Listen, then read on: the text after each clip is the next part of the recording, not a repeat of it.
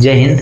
आज हम पढ़ेंगे बिग बैंग थ्योरी के बारे में। यह बहुत इम्पॉर्टेंट चीज़ है बिग बैंग थ्योरी, क्योंकि बिग बैंग थ्योरी से पहले ना हमारा सूरज बना था, ना हमारा चांद बना था, ना हमारा पृथ्वी बना था, ना हमारा पूरा सोलर सिस्टम बना था। यहाँ तक कि समय का भी पता नहीं था, समय बना ही नहीं था। ठीक है, तो हम इसके बारे में अध्ययन करेंगे। किसके बारे में?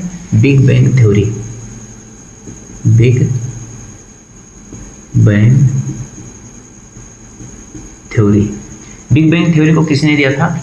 George Lemaitre. जॉर्ज लेमैत्रे ये बेल्जियम के वैज्ञानिक थे।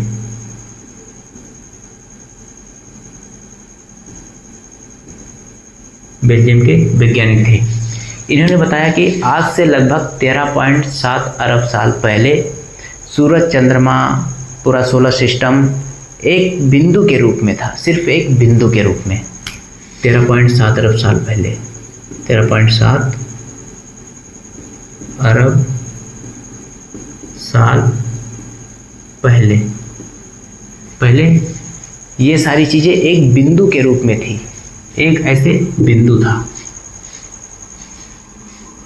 जिसको बोला गया state of singularity. State of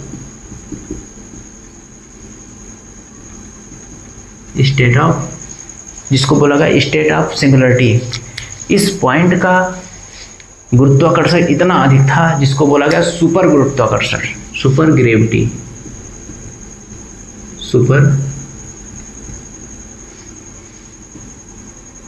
super gravity. इसका घनत्व बहुत अधिक था। इसका तापमान, इसका temperature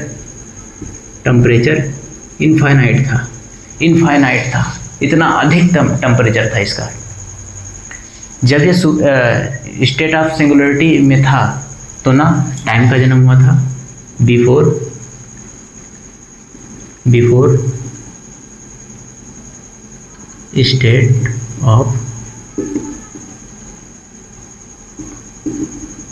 state of singularity time नहीं था। मैटर पदार्थ नहीं था। स्पेस नहीं था। ठीक है, ये सारी चीज़ें नहीं थी। एनर्जी नहीं थी। सिर्फ था तो सिर्फ 3 चीज़। क्या था? Number 1 high temperature. क्या था? टेम्परेचर कितना था? इनफाइनाइट था। ग्रेविटी थी, सुपर ग्रेविटी।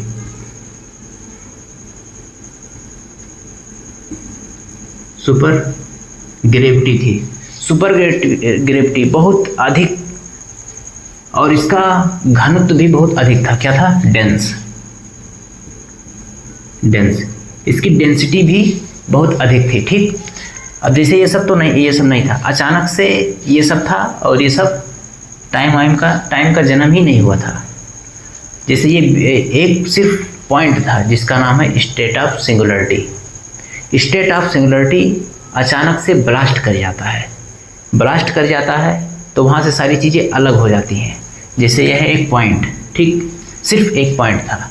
ये जैसे ही ब्लास्ट करता है सारी चीज़ें एक दूसरे से दूर जाने लगती है, ऐसे दूर जाने से खिंचाव होने लगता है। यहाँ पे एक वैज्ञानिक आते हैं, हब्बल एक वैज्ञानिक थे। इन्होंने देखा हमारे ब्रह्मांड का विस्तार हो रहा है। इन्होंने डॉपलर प्रभाव के आधार पर बताया था। डॉपलर प्रभाव में क्या होता है कि अगर कोई चीज़ें हमारे पास आ रही है तो उसकी फ्रीक्वेंसी बढ़ेगी, अगर हमसे दूर जा रही है तो उसकी फ्रीक्वेंसी घटेगी। इसी के आधार पर उन्होंने बताया कि हमारे ब्रह्मांड का क्या हो रहा है? विस्तार हो रहा है, डॉपलर प्रभाव के आधार पर। किसने बताया था? हब्बल। किसने बताया था? हब्बल ने। किसके आधार पर? डॉपलर प्रभाव।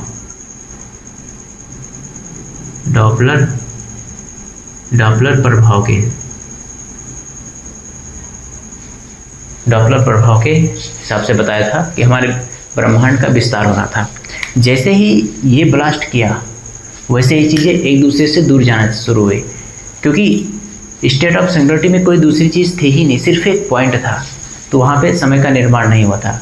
अब देखिए उस समय समय का निर्माण नहीं था, जैसे ये ब्लास्ट किया वहाँ पे हमारा जन्म का, वहाँ पे हमारे समय का जन्म होता है। जैसे ये ब्लास्ट किया तो यहाँ से चीज़ें फैलनी शुरू हुई, ठीक है। अब जैसे ये फैलनी शुरू हुई तो यहाँ से यहाँ कुछ पार्टिकल ऐसे ऐसे फैल गए पूरे ब्रह्मांड में। तो जैसे ये पॉइंट ए मान लीजिए, ये बी मान लीजिए, तो यहाँ से यहाँ तक प्रकाश गया, ऊर्जा यहाँ से यहाँ तक गई, ए से बी तक। तो ए से बी तक जो जाने में टाइम लगा वही हमारा जन्म का निर्माण हुआ, तब हमारे जन्म का निर्माण हुआ। अब जब ये फटा तो कितने टाइम में फटा? 10 के पावर माइनस 32 से 10 के पावर माइनस 35 सेकंड, सिर्फ इतने ही सेकंड में ये फट गया, ठीक है। इतने फट के फैल गया। अब जैसे ही ये एक दूसरे से दूर गई, जितने भी पार्टिकल थे एक दूसरे से दूर गए, तो वो ठंडी होनी शुरू हुई, तो उसके ऊपर का परत ठंडा हुआ। अब देखिए मान लीजिए ये ठंडी होनी शुरू हुई, तो जैसे ये हमारा ये पार्टिकल है, ठीक है।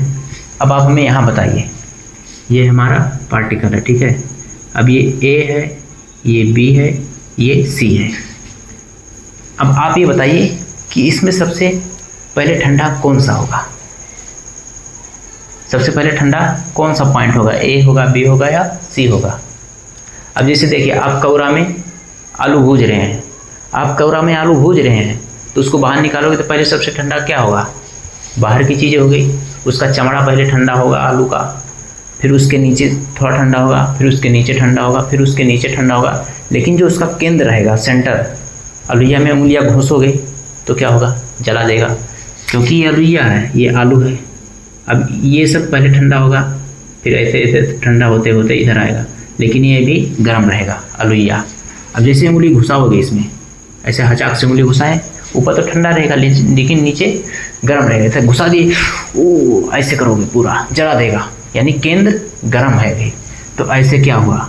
ये बाहर की चीज़ें ठंडी हो गई, लेकिन अंदर अभी बहुत ही गर्म है, ये चीज़ें बहुत ही गर्म है। अब जैसे ये चीज़ें बहुत ही गर्म है तो क्या हुआ?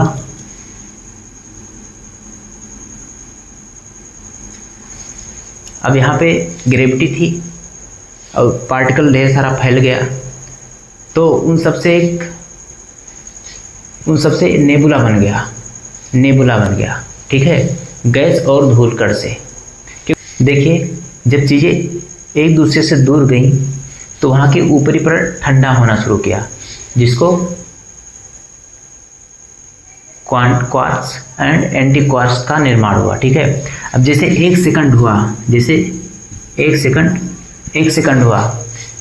हुआ तो वहाँ पे हमारा प्रोटॉन और न्यूट्रॉन का निर्माण हुआ। क्या बना? प्रोटॉन प्लस न्यूट्रॉन का जन्म हुआ। प्रोटॉन और न्यूट्रॉन के मिलने से हमारा सबसे पहला एटम हाइड्रोजन बना। क्या बना? फर्स्ट एटम क्या बना? हाइड्रोजन, ठीक है। क्योंकि देखिए आज भी पूरे ब्रह्मांड में सबसे ज़्यादा चीज़ें क्या उपस्थित है? हाइड्रोजन। यहाँ तक कि सूर्य में देख लीजिए 75% हाइड्रोजन है, 24% हीलियम है। तो सबसे हाइड्रोजन हीलियम का संलयन हो रहा है, जिससे हमारा सूरज भभक रहा है, एकदम आग दे रहा है, ऊर्जा दे रहा है, ठीक। तो ये 75% सूरज में हाइड्रोजन है। तो पहला उस समय सबसे पहला हमारा एटम था हाइड्रोजन, उसके बाद सेकंड पे आया हीलियम। अब देखिए यहाँ प्रोटॉन और न्यूट्रॉन मिलकर हमारा एटम बना दिए। अब देखिए जैसे ये चीज़ें एक दूसरे से दूर गई, प्रोटॉन और न्यूट्रॉन मिलकर हाइड्रोजन का निर्माण किए, तो वहाँ पे गैसों का निर्माण हुआ और धूल कण मिलकर नेबुला बना लिए। क्या चीज़? गैस प्लस धूल कण मिलकर नेबुला बना लिए, नेबुला, ठीक है, नेबुला। इन दोनों के योग को नेबुला बोलते हैं, नेबुला। ठीक, अब जैसे ये हमारा नेबुला है, ये नेबुला है। अब जैसे ये हमारा नेबुला है तो ये बहुत गर्म है, ये गर्म है। तो अब मुझे एक चीज़ बताइए कि ABC, अब इसमें ABC में सबसे ठंडा कौन सा होगा? C होगा, उसके बाद B होगा, फिर ये होगा, यानी कि इधर से इधर तक घटते हुए आएगा। लेकिन ये केंद्र अभी भी बहुत गर्म है। ठीक, अब ये जैसे नेबुला है, ये बहुत बड़ा नेबुला है। जैसे ठंडी हुई, गुरुत्वाकर्षण अधिक था, जैसे गुरुत्वाकर्षण अधिक था तो ऐसे घूम रही थी, स्पिन कर रही थी। क्या कर रही थी? स्पिनिंग, स्पिन कर रही थी, मतलब ये घूम रही थी। जैसे ये घूम रही थी तो इसका, जैसे ये घूम रही थी तो इसका ऊपरी पलट ठंडी होगी। ठंडी होने के बाद तो ये इसमें क्रैक्स आ गए, क्रैक्स आ गए। ठीक, ऐसे ऐसे ये घूम रही थी। जैसे जैसे ठंडी घूम रही थी, ये ठंडी हुई तो इसमें क्रैक्स आने शुरू हुए। ठीक है, ऐसे ऐसे ढेर सारे क्रैक्स आने शुरू हुए। ऐसे ये क्रैक्स ऐसे ऐसे आ रहे थे। ठीक, ऐसे क्रैक्स आ रहे थे तो उस समय ये 9 छल्लों में ऐसे टूट गया और ये आसपास घूमने लगे। ठीक, उससे यहाँ से बना, अब यहाँ से देखिए ऐसे ऐसे ये ऐसे 9 छल्लों में टूट गया। 9 छल्लों में टूट गया तो उसके बाद में जो गुरुत्वाकर्षण के कारण इसका जो जितना भी मटेरियल था वो ऐसे एक एक पॉइंट में ऐसे इधर एक एक इकट्ठा हो गया, ऐसे इकट्ठा हो गया और ऐसे ही 9 छल्ले बन गए, ऐसे ही 9 छल्ले बन गए। अब देखिए नेबुला, नेबुला में जब ठंडी हुई तो परत दर परत ये ठंडी होती गई और उसमें परत दर परत क्रैक्स आने शुरू हुए। ऐसे ऐसे ऐसे क्रैक्स आने शुरू हुए। जैसे इसमें क्रैक्स आने शुरू हुए, देखिए यहाँ पे ऐसे ऐसे इसमें क्रैक्स आने शुरू हो गए तो इसका जो मटेरियल था वो इकट्ठा हो गया, ऐसे इकट्ठा हो गया। तो ऐसे उस समय 9 छल्ले बन गए। कितना? 9 छल्ले। ये ऐसे ऐसे 1 2 3 4 5 6 7 8 और ऐसे 9 छल्ले बन गए और जितना ये मटेरियल था वो सारा ऐसे जहाँ तहाँ ऐसे इकट्ठा हो गया, जहाँ मिला वहीं ऐसे 9 छल्ले इकट्ठा हो गए। अब जैसे ही ये 9 छल्ले इकट्ठे हुए तो देखिए इधर से इधर तक तो ठंडी होती जाएगी। पहले इधर ठंडा होगा, फिर इधर ठंडा होगा, पहले ए में फिर बी ठंडा होगा। ठीक है, इधर से इधर ठंडा होते जाएगा। तो अब देखिए यहाँ पे एक खेला हो गया। इसमें खेला क्या हो गया? देखिए, क्योंकि ये केंद्र का भाग है तो ये अधिक गर्म रहेगा, अधिक गर्म रहेगा। और ये बाहर का भाग है तो ये ठंडा हो जाएगा। ये गर्म रहेगा, ये ठंडा हो जाएगा। अब देखिए यहाँ पे हमारे सोलर सिस्टम का निर्माण हो गया। जैसे भी हमने बताया कि यहाँ पे 9 रिंग बन गए ऐसे ऐसे गोल गोल। तो यहाँ पे देखिए ये बीच में सेंटर था। ठीक, ये हमारा हो गया सन। वो जो सेंटर में था उसका गुरुत्वाकर्षण उसका टेम्परेचर बहुत अधिक था क्योंकि वो सेंटर में था। क्योंकि हमने पढ़ा है कि ऊपर ऊपर की परतें जल्दी ठंडी हो गई थी, बीच की परतें जो थी वो अभी भी धधक रही थी। तो बीच में हमारा सूरज बन गया। उसके बाद बुध, शुक्र, पृथ्वी, मंगल, बृहस्पति, शनि, अरुण और वरुण। ठीक है, ये 9 छल्ले बने। इसी में हमारे सारे 9 ग्रहों का निर्माण हुआ। क्योंकि सेंटर में गर्मी अधिक थी तो हमारा जो सूर्य है वो सेंटर में है, इसीलिए ये आज अभी भी धधक रहा है क्योंकि वो सेंटर में है। और जो इसके बाहर की सारी चीज़ें ग्रह हैं वो अभी भी ठंडी है, लेकिन जो सूरज के पास की ग्रह हैं वो अभी भी गर्म ग्रह हैं क्योंकि सूरज के टेम्परेचर की वजह से वो भी गर्म हो जाती है। ठीक, हम इसका अध्ययन आगे करेंगे, लेकिन अभी ये जान लीजिए ये सेंटर में सूरज बच गया तो सूरज आज भी धधक रहा है। और किससे बना हुआ? सिर्फ 2 चीज़ से। 75% हाइड्रोजन है और 24% हीलियम है और 1% अन्य गैसें हैं। उसी के कारण हाइड्रोजन का हीलियम में संलयन हो रहा है और सूरज आज भी धधक रहा है। जैसे हमने बताया कि ये हो गया मरकरी, वीनस, अर्थ, मार्स, ठीक है। अब यहाँ भी ढेर सारे जो टुकड़े टूटे यहाँ भी ऐसे फैले हुए हैं, जिसको बोलते हैं कॉमेट्स, धूमकेतु, कॉमेट्स या एस्ट्रॉयड, एस्ट्रॉयड बोलते हैं, ठीक है। ये फैले हुए हैं। अब उसके बाद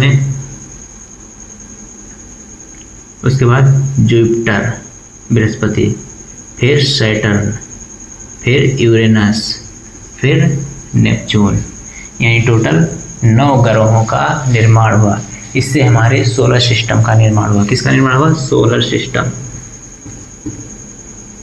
सोलर सिस्टम। हमारे सोलर सिस्टम का निर्माण ऐसे हुआ, 9 ग्रह बन गए हमारे। अब यहाँ पे देखिए पृथ्वी के बारे में क्या घेरा हुआ।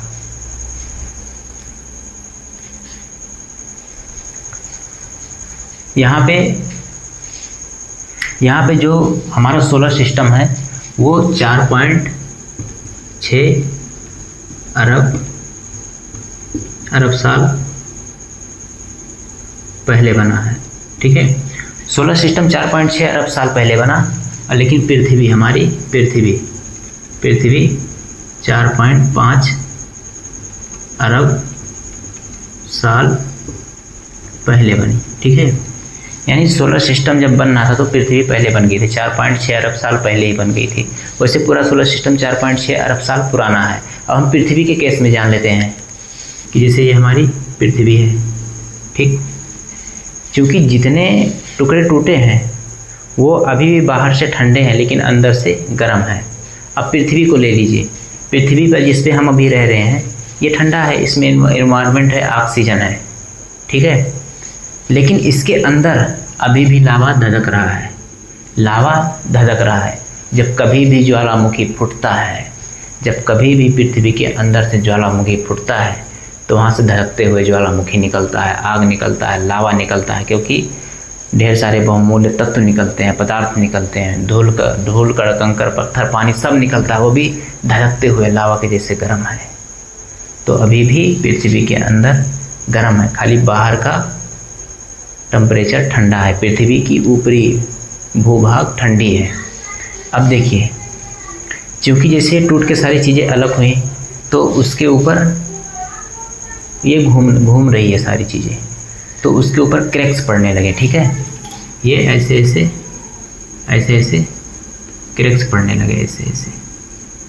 अब देखिए जैसे क्रैक्स पड़ने लगे तो उस समय हाइड्रोजन था और हीलियम था, ये गैसें ऊपर गई, ऊपर जाके ये बादल बना ली।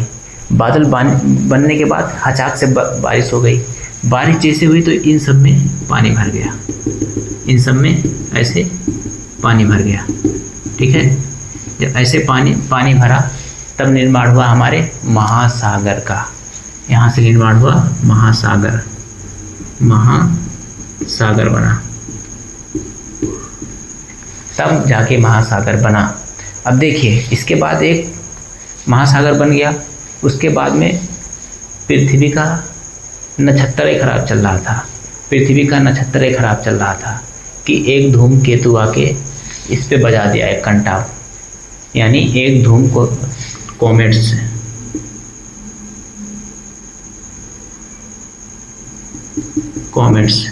यानी केतु, यहाँ से धूमकेतु चलना शुरू हुआ और मार भड़ाक से इसका खोपड़िए टूट गया, इससे टकराया और टकराने के बाद बकोट ले गया, थोड़ा सा बकोट के साइड में कर दिया। यहाँ से मान लीजिए यहाँ से काट दिया और इसको काट के इधर कर दिया। कैसे हम ढेला से आम तोड़ते हैं, आम तोड़ेंगे तो आम नीचे गिर जाएगा, पेड़ से अलग हो जाएगा। ऐसे जब ये इसको मारा एक कंटा खींच के तो ये अलग हो गया। अब बताइए क्या चीज़ है जो अलग हो गया और कहाँ से अलग हुआ था। देखिए जो ये चीज़ें अलग हुई वो थी हमारी चंद्रमा, और चंद्रमा किस जगह से टूट के अलग हुई थी? वो हुई थी प्रशांत महासागर, जो अमेरिका के दक्षिणी अमेरिका के पास है। प्रशांत महासागर से टूट के अलग हुई थी, वो है हमारी चंद्रमा। अब जैसे ये टूट के अलग हुई तो ये पृथ्वी का उपग्रह बन गया। क्या हुआ था? ये मून, और ये हमारी अर्थ है। ये अर्थ, ये मून, मून अलग हुआ। ठीक है, अब ये पृथ्वी के सूर्य से चारों तरफ चक्कर लगाने लगा। यहाँ से हमारे मून का निर्माण हुआ। इतना तो आपको अच्छे से समझ में आ गया होगा। अब देखिए, अब जैसे जैसे यहाँ पे बारिश हुई, यहाँ पे बारिश हुई, तो यहाँ पे उस समय आयरन भी बन गए थे। अब यहाँ पे आयरन बन गया तो ऑक्सीजन के साथ अब क्रिया करके Fe2O3 बनाने लगा, यानी फेरिक ऑक्साइड।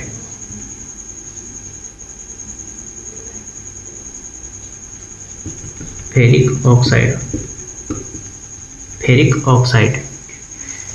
ऑक्साइड बनाने लगे, यानी जंग। फेरिक ऑक्साइड बनने लगे।